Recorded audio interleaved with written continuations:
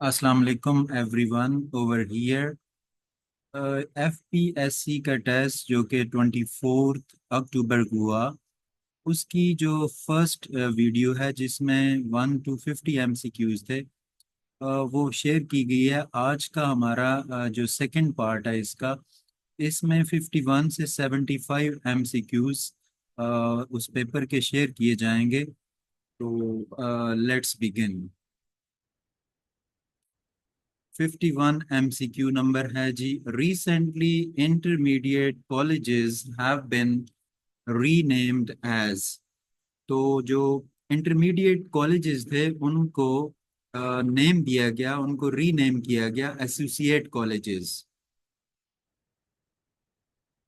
Ji. The highest level in the solo taxonomy is extended abstract level है। Solo taxonomy जो है इसके 5 level हैं। इसका जो फर्स्ट लेवल है वो प्री स्ट्रक्चरल है, सेकंड जो है वो यूनी स्ट्रक्चरल है, थर्ड मल्टी स्ट्रक्चरल है, फोर्थ नंबर जो है वो रिलेशनल है, और इसके बाद नंबर 5 ये एक्सटेंडेड एक्सट्रैक्ट लेवल है। ये हाईएस्ट है, और जो लोएस्ट है वो प्री स्ट्रक्चरल लेवल है। सोलो टेक्सोनोमी के बारे में आपको ये भी पता होना चाहिए कि ये बिग्स एंड कॉलीज ने पेश की। ये भी इसके बारे में पूछ लिया जाता है कब पेश की, तो 1982 में इसको पेश किया गया। जी। नेक्स्ट की तरफ हम चलते हैं। 53, Norman L Webb who develop the depth of knowledge DOK. DOK depth of knowledge framework is from, ये जो नॉर्मन एल वेब है, ठीक है, नॉर्मन एल वेब ये कहाँ का रहने वाला है? ये रहने वाला है यूनाइटेड स्टेट्स का, ठीक है, यानी अमेरिका का। और इसने क्या डेवलप किया? एक फ्रेमवर्क जो है इसने डेवलप किया जिसका नाम है डेप्थ ऑफ नॉलेज। ये फ्रेमवर्क क्या है? ये फ्रेमवर्क जो है वो एक वे के बारे में बताता है कि किस वे से, किस तरीके से, ठीक है, अंडरस्टैंड किया जाता है या मेजर किया जाता है कि किस तरीके से कोई बंदा जो है वो सोच रहा है या लर्न कर रहा है किसी भी टॉपिक के बारे में। तो बहरहाल नॉर्मन एल वेब जो था, जिसने डी ओ के यानी डेप्थ ऑफ नॉलेज जो कि एक फ्रेमवर्क है, इसने डेवलप किया। ये कहाँ का रहने वाला था? यूनाइटेड स्टेट्स यानी अमेरिका का। 54, classroom problems are usually address through. ये क्लासरूम के प्रॉब्लम से रिलेटेड जो भी यानी प्रॉब्लम से रिलेटेड हम जो रिसर्च जो करते हैं, जो भी प्रॉब्लम हो उससे उसके बारे में जो हम रिसर्च करते हैं वो एक्शन रिसर्च होती है। ठीक है, classroom problems, teaching learning problems, उस उससे रिलेटेड जो हमारी रिसर्च है, दैट इज एक्शन रिसर्च। इसके बाद है जी हमारा the type of random sampling. तो रैंडम सैम्पलिंग की जो टाइप है, जो इसका राइट ऑप्शन वहाँ था वो था स्ट्रेटिफाइड एंड क्लस्टर।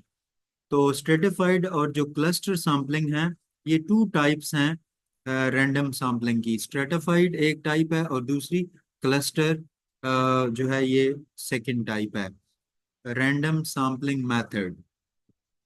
अच्छा, इसके बाद है जी which is narrow in scope. अब ऑप्शन है उसमें क्या क्या होते हैं? एक होता है टेक्निक, अच्छा, ठीक है, और उसके बाद जो है स्ट्रेटजी होती है। इसके अलावा अप्रोच होता है, अप्रोच होती है, और मेथड होता है। तो इनमें जो नैरो है, जिसका सबसे स्कोप कम है, वो टेक्निक है, और जिसका स्कोप सबसे ज्यादा होता है that is approach. Narrow in scope is technique and vast in scope is approach। जी। In objective type questions the options should be, जो, अच्छा, ये भी एक तो आपको पता होना चाहिए कि जो स्टेटमेंट होती है उसको हम स्टेम कहते हैं, ठीक है। और जो चार ऑप्शन दिए गए होते हैं उनमें से तीन जो है वो रॉन्ग ऑप्शंस होते हैं। उन जो रॉन्ग ऑप्शंस होते हैं उसको हम डिस्ट्रैक्टर्स कहते हैं। और एक जो ऑप्शन होता है, जो उसका राइट ऑप्शन होता है, वो राइट आंसर ही होता है, ठीक है। तो इसमें क्या होना चाहिए? ऑब्जेक्टिव टाइप में जो क्वेश्चंस में तो ऑप्शंस हैं, चार ऑप्शन है, डिस्ट्रैक्टर्स प्लस राइट ऑप्शन, उनकी लेंथ सेम होनी चाहिए। ये ना हो कोई ऑप्शन बहुत बड़ा हो कोई छोटा हो, यानी सेम लेंथ के होने चाहिए। Which pair is same in the meaning, तो पेयर कोऑपरेटिव लर्निंग और कोलैबोरेटिव लर्निंग जो है इसके सेम मीनिंग है, ये दोनों मिलती जुलती जो है ना स्ट्रेटजीज हैं टीचिंग की।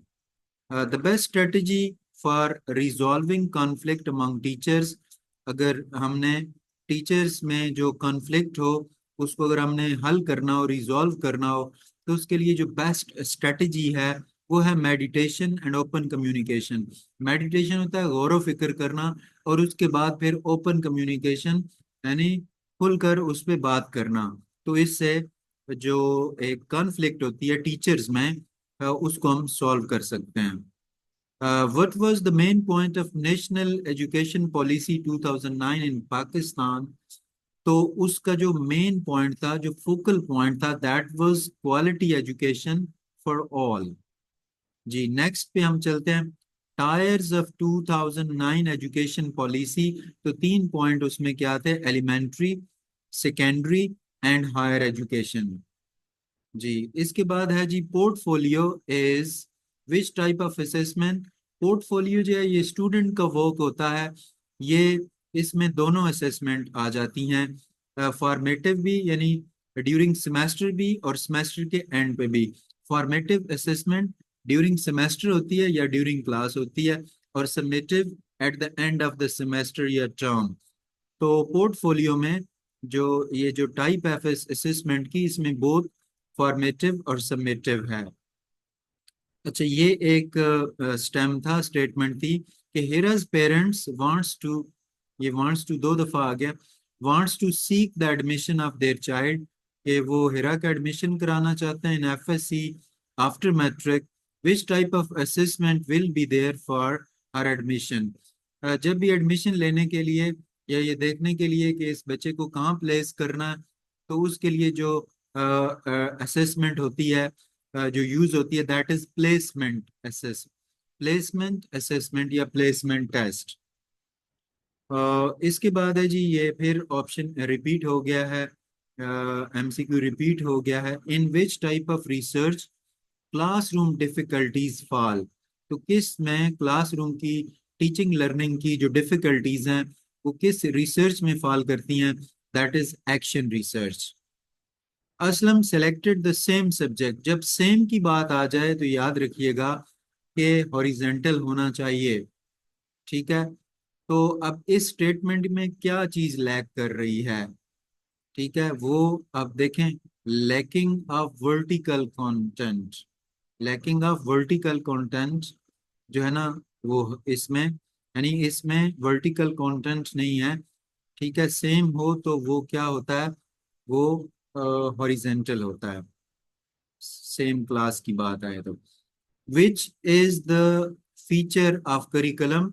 अब जो करिकुलम है वो फ्लेक्सिबिलिटी से क्या मुराद है, राइट ऑप्शन तो इसका फ्लेक्सिबिलिटी है, कि मेन जो फीचर है करिकुलम की वो फ्लेक्सिबिलिटी है। तो फ्लेक्सिबिलिटी ये है कि करिकुलम में जो कंटेंट होता है, जो स्ट्रक्चर होता है, या फिर जो उसकी डिलीवरी होती है, वो ऐसी होनी चाहिए कि उसको हम अडॉप्ट कर सकें इस तरीके से कि वो जो स्टूडेंट का इंटरेस्ट है या उनकी जो एबिलिटीज हैं या उनकी जो नीड्स हैं उनको मीट करे। तो ऐसा जो करिकुलम होता है वो फ्लेक्सिबल होता है। तो फ्लेक्सिबिलिटी एक बहुत बड़ी फीचर है करिकुलम की।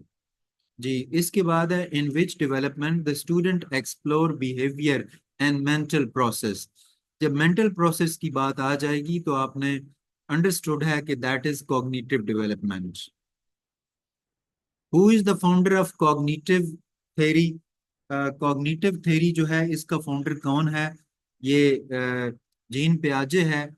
जीन पियाजे कौन था, ये एक स्विस साइकोलॉजिस्ट था, जिसकी थ्योरी है कॉग्निटिव थ्योरी ऑफ लर्निंग। जी इसके बाद है in service teacher training of college and university teacher is the responsibility, के कॉलेज टीचर और यूनिवर्सिटीज की जो इन सर्विस ट्रेनिंग होती है उसकी रिस्पॉन्सिबिलिटी हायर एजुकेशन कमीशन यानी HEC की होती है। जी, नेक्स्ट है हमारा the teaching strategy to control disruptive behaviour in class is. अगर एक स्टूडेंट या चंद स्टूडेंट क्लास में प्रॉब्लमेटिक हो, उनका बिहेवियर डिसरप्टिव हो, तो उसके लिए जो टीचर जो स्ट्रेटजी यूज करता है वो उसकी मैनेजमेंट होती है, यानी क्लासरूम मैनेजमेंट की उसकी जो स्किल है। इसके बाद ये बहुत इंपॉर्टेंट है ना 71 के करिकुलम प्लानिंग में ब्रॉडर क्या होता है। सबसे पहले एम्स होते हैं, एम्स नेशनल लेवल पर होते हैं। ठीक है, गवर्नमेंट कोई पॉलिसी बनाती है कि जैसे IT की जो एजुकेशन है इसको हम क्या करेंगे, एनहेंस करेंगे, इसको प्रोपोगेट करेंगे, तो ये एम्स होगा। इसके बाद गोल्स होते हैं, गोल्स सब्जेक्ट लेवल पर या फिर जो है इंस्टीट्यूशन लेवल लेवल पर होते हैं। ठीक है, और इसके बाद ऑब्जेक्टिव्स होते हैं। ऑब्जेक्टिव जो होते हैं वो क्लासरूम लेवल पर होते हैं, यानी एक टीचर ने क्लास में एंटर होना है, उसने जो लेसन डिलीवर करना है, तो उसने ऑब्जेक्टिव्स को सामने रखकर वो लेसन डिलीवर करना है। तो ब्रॉडर जो है वो एम्स हैं, और जो नैरो और स्पेसिफिक और जो मेजरेबल हैं वो ऑब्जेक्टिव्स होते हैं। इसके बाद है जी कौन ऑफ एक्सपीरियंस। कौन ऑफ एक्सपीरियंस, ये जो टर्म है ये किसने दी है, तो एडगर डेल ने ये टर्म दी है। एडगर डेल कौन था? एडगर डेल एक अमेरिकन एजुकेटर था। तो इसने ये कौन ऑफ एक्सपीरियंस का मॉडल दिया। कब दिया? 1946 में। और इसका ये मॉडल इलिस्ट्रेट करता है, डिफरेंट वेज को इलिस्ट्रेट करता है कि लोग जो है वो मुख्तलिफ तरीकों से कैसे लर्न करते हैं, और इंफॉर्मेशन को याद भी कैसे रखते हैं, और लर्न भी कैसे करते हैं। तो नेक्स्ट हम पॉइंट की तरफ चलते हैं। Who is the pioneer of curriculum development. तो करिकुलम डेवलपमेंट का जो पॉनियर है वो अंडरस्टूड है, आपने जिन्होंने पीडागोजी की तैयारी की है उनके माइंड में होगा कि रैल्फ टेलर है। ठीक है, इस ये करिकुलम डेवलपमेंट का पॉनियर का वर्ड होना चाहिए। और ही इज बेस्ट नोन, इसको बहुत अच्छे तरीके से जाना जाता है। इसने एक बुक लिखी थी, उस बुक का नाम है basic principles of curriculum and instruction. और ये इसने बुक कब लिखी थी? 1949 में इसने ये बुक लिखी थी। इसके बाद है जी which of the following is broader term. तो ये तीन पॉइंट्स हैं, आप इनको याद रखिएगा। करिकुलम, सिलेबस और कोर्स। एक इंस्टीट्यूशन के अम्ब्रेला के अंडर जो भी होता है, curricular activities, co curricular activities, extra curricular activities, सब कुछ एक इंस्टीट्यूशन के अम्ब्रेला के अंडर जो कुछ हो रहा होता है, कोई हॉकी का मैच है, क्रिकेट का मैच है, डिबेट्स हो रहे हैं, ठीक है, कोई प्रोग्राम हो रहा है, ये सब कुछ करिकुलम होता है। ये बहुत ब्रॉड टर्म है। ठीक है, सिलेबस जो है वो किसको कहते हैं? ये जो आपने देखा होगा कि जो कंटेंट्स होते हैं ना, आपकी जब बुक स्टार्ट होती है तो टेबल ऑफ कंटेंट, वो जो नीचे सारे जो लिस्ट ऑफ टॉपिक होती है ना, उसको हम सिलेबस कहते हैं। उसको हम कंटेंट्स भी कहते हैं, list of topics, list of contents, table of contents या सिलेबस, ये एक ही चीज का नाम है।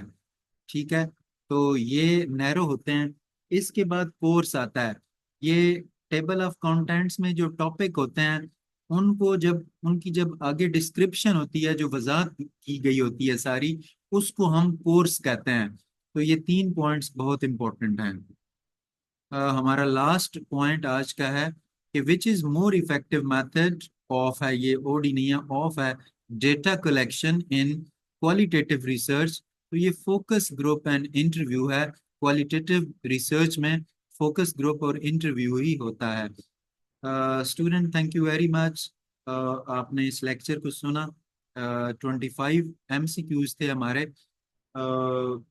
अब हम अपने नेक्स्ट वीडियो में नेक्स्ट यानी 76 से 100 जो MCQs थे वो शेयर करेंगे। Thank you very much.